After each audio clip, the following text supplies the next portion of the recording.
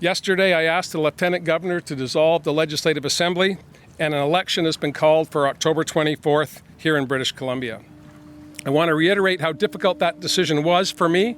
I struggled with it for a long period of time, wanting to make sure that we were doing the right thing. And I wanted to just say again, in my heart, I know that now is the time to put the partisan wrangling out front. Let's get it over with, and let's have a government that can focus on the challenges of COVID-19, not just for 12 months, but for the next 4 years. Based on the evidence that's before me, that we have not just a 12-month challenge ahead of us, but a multi-year challenge. And if we were going to continue to have the type of hectoring that will be involved over the next couple of weeks as part of an election campaign for 12 months, we won't be focusing on the things that matter to British Columbians.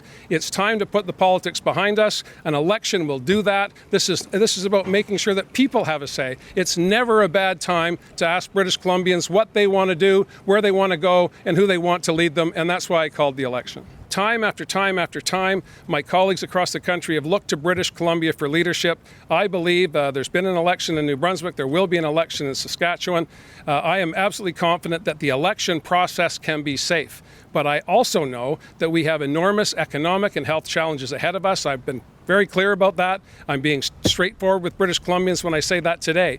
Let's get this figured out. Let's pick a government that will take us through the next 4 years. Well, it started to crystallize for me during the summer when we were doing our virtual legislation, and there were significant challenges with some of the legislation that we were bringing forward that I firmly believe were in the best interest of British Columbians. We had challenges, and a couple of bills were not able to proceed, and there were other issues on the floor of the legislature. I also participated in question period, and I appreciate I've been a member of the opposition for a long period of time, and there's a role, an appropriate role for the opposition to hold governments accountable. But the level of contempt, the level of acrimony between the parties struck me as at some point will no longer be sufficient to make sure we were all focused on the people of British Columbia.